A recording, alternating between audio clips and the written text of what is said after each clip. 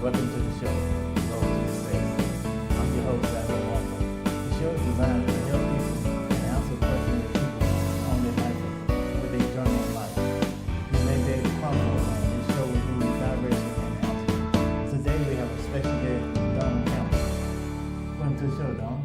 How you doing, Alvin? Thank you. Well, Don Campbell is a master coach in habit and behavior, changing life, and overall health and wellness. Yes. Well, tell us a little about yourself, Don. Okay. Well, I grew up a heavyweight kid. I was that kid that was on the ball field, the kickball field, and was always the last kid picked. Remember that kid? The awkward kid, the heavyweight kid? Yes.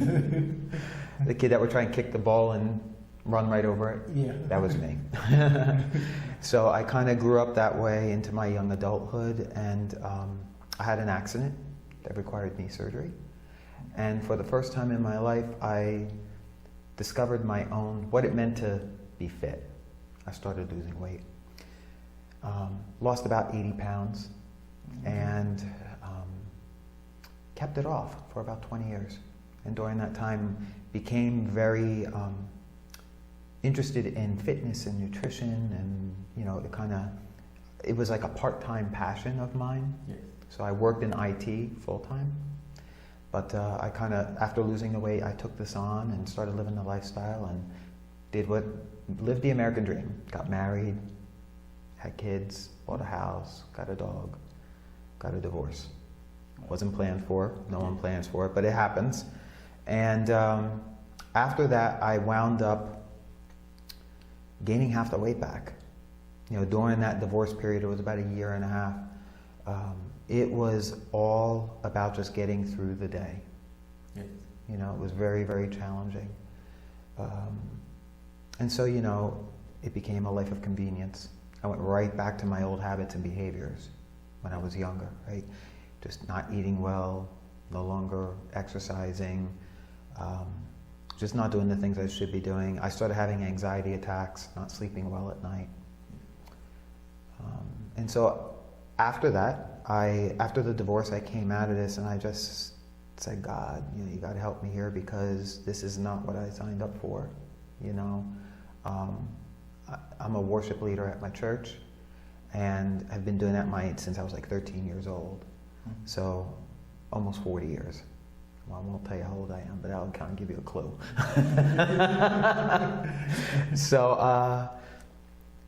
So I did that, and that night, it was the second night in my new home after my divorce. That night, I couldn't sleep. I woke up around 2 o'clock and decided, enough of this, I'm just gonna get out of bed. I have all these boxes, I'm gonna unpack them, be productive. Flipped on the TV. A TV show came on, and it caught my attention, and I'm like, And I realized after the show, I had my answer. God spoke to me. He said, you got your priorities all backwards. I was at the bottom of the priority list. I was putting everything and everybody else ahead of myself. And he said, if you want to be a leader in your home and a leader in this world, you can't be doing that. You can't be pouring into other people's cups when your cup is empty itself. It creates a whole lot of stress trying to do that. It creates all kinds of other problems, right? And so, you need to turn that around. Your priorities need to be me, then you, then your family and your kids, and then everything else. So that next day, I started making changes. I started putting myself as the priority, found myself a program to do at home with a good nutrition plan, and started doing it. And I lost the weight in 60 days and got back on track. And I felt like a completely different man for the first time since the divorce took place. It was like I did a 180-degree turn. I gained all my self-confidence back. I had energy like I didn't have before. My kids were young at the time. They were 4 and 2 when this happened. And so, they were still playing on the floor. So I wanted to be able to get down on the floor and play with them. And, when I wasn't feeling good and tired and having anxiety attacks in the middle of the night, it was very difficult for me to do all those things. I was getting winded, So that's what got me started. That's what got me back on track. And I became a coach and started helping people online with people who struggled. I worked with a lot of parents online. And then I wanted to earn my certification in this. Okay. So I went and I got certified as a health coach and a life coach. And my expertise is around behavior and habit change. Yeah. That's what I'm certified in, around health and wellness.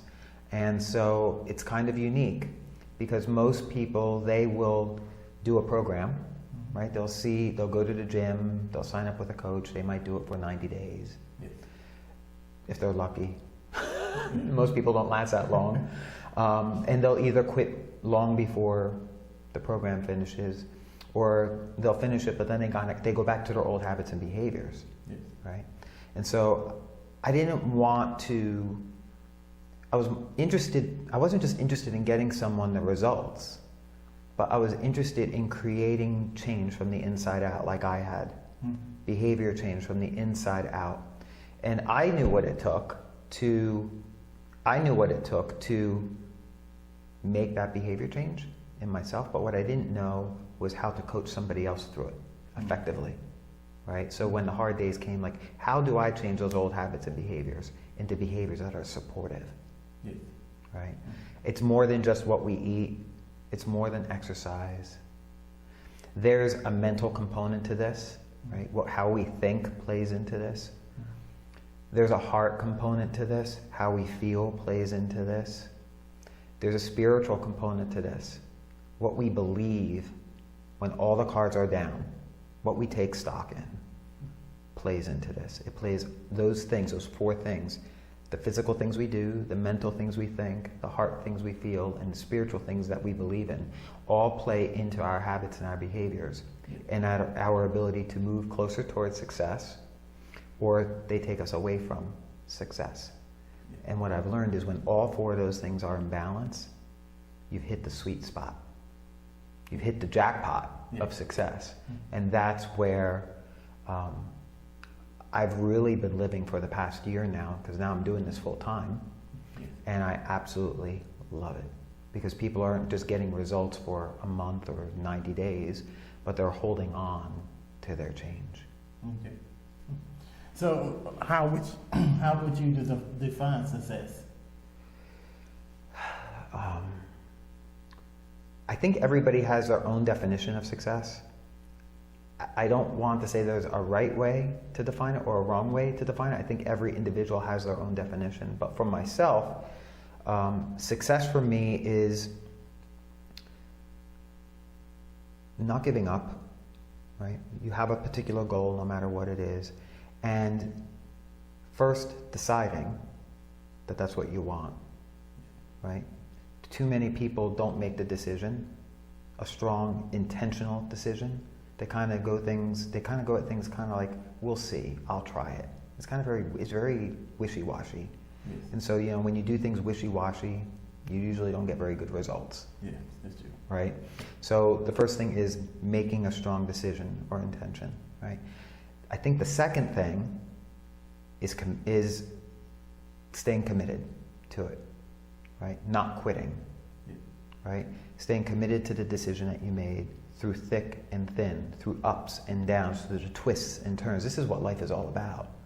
There's no straight highway from point A to B anywhere in this country, right? There's no straight roadway in life like that either. But that's what we expect. Right? We expect it to be easy. We expect to just sail at 100 miles an hour and get from point A to point B with no traffic jams, no accidents, no U-turns or detours. And that's not realistic, but that's what we expect. So the first time we get a flat tire on our trip, what do? Most people give up. They give up, they quit. Yeah. And they do worse than that. They slash the other 3 tires too. Right? So. What strengths or how you overcame your hardship?